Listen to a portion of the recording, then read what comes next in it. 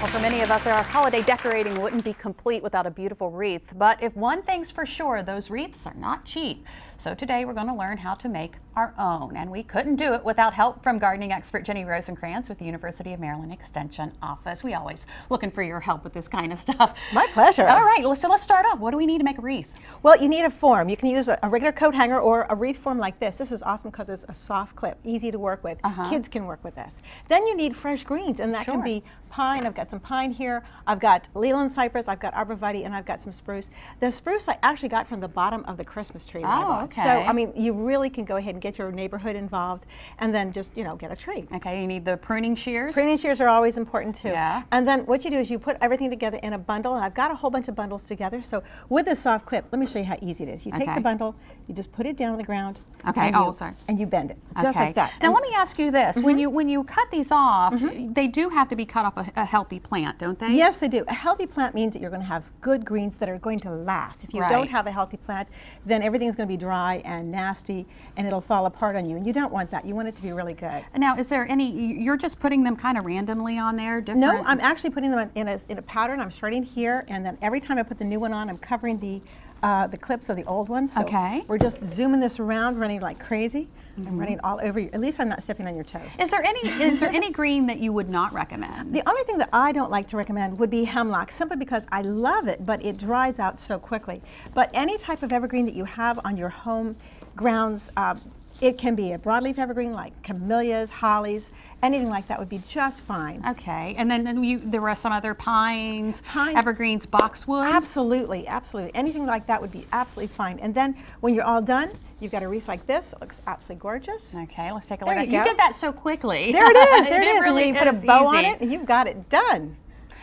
Okay. Now when you're using a fresh tree, you need to cut it. I mean, you cut the right. You want to go ahead and use your clippers, and again, having sharp clippers is always important because it's horticulturally correct.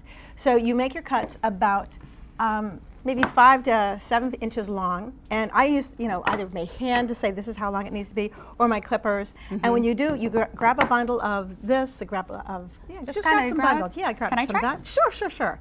Okay. So there you go. Just go in there and cut it all at once? Yep, just cut it all at once. Now, I know angled, does it matter? No, straight's good. Straight, because I know when we were talking about putting together flowers, we did it at an angle. We did it at an angle, that's because they were in water. Exactly, but grab some more greens over there, and there you go, and you put the whole thing together like that, and that's about the size of a bundle you want. Okay. And it looks really pretty, and it's easy to play with like that. So now that you have this, we can go ahead and finish this wreath. Okay, we have one more little. We have one more little one that we have to sort of tuck under here. And this is the one that everybody goes, Jenny, can you help me with this one? I'm like, sure, no problem. Now, is there a certain part of the tree where the greens are better to use? I really say that as long as the tree is healthy, it's going to have good color all the way around. Usually on the south and the west side, you're going to have a lot of color though, because that's where the sun is mostly, especially in the summertime. But it doesn't matter as long as you take a look at your tree and go, okay, this looks good. What about fragrance? Is there one place that's even more fragrant? That's why I get the Christmas trees. And the pine trees, I love it. And the nice thing, you can go ahead and use one type of material and have the whole wreath out of that.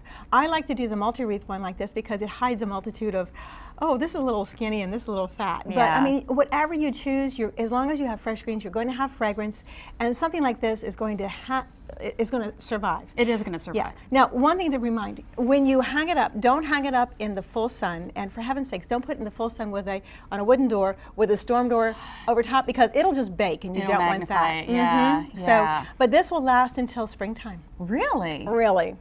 Yes. Okay, now let's put the bow on this thing. Okay, let's put the bow on, and then we are ready to roll. We are ready to roll. Okay. And I love the bows that have the wire in them. Yeah. It's so much easier to work with. Well, that's what I like to do, because it takes me like 2 minutes to put a bow together, if that, and that's always nice. So that is absolutely gorgeous. There we go. Now, if you don't have a wreath form and you say, oh my goodness, that's just way more than I can expend, if you have a coat hanger, you can bend this into the right shape, just like that. Okay. How about that? It has a hanger already. You don't have to look for anything. Then you grab your greens and you grab some wire, floral wire, and this is really cheap. Yeah. And then you just grab some bundles of greens and you wire and just keep going in the same direction at the same time. So you could really make a beautiful wreath that would cost a lot of money in a store for just pennies on the dollar. And the kids can help with this too. It's a lot of fun. And it smells so good. It does. I wish y'all could smell this right now. We don't have smell-o-vision. No, we don't. Jenny, thank you so much. That is gorgeous. I can't wait to go home and make one. There you go. And if you missed any of this information or would like the shopping list to make your own Christmas wreath, go to delmarvalife.com and click on the show tab. Well, our Christmas wreaths are proof it's the holiday season, but it won't be long until it's not Christmas bells, but wedding bells that are ringing. We get a sneak peek at some of the new styles for the new year. And former host of The Price is Right, Bob Barker, is embarking on a new year. Can you believe he's 90 today? Find out what he did to celebrate, and after all these years, what people on the street still ask him to do. Delmarva Life will be right back.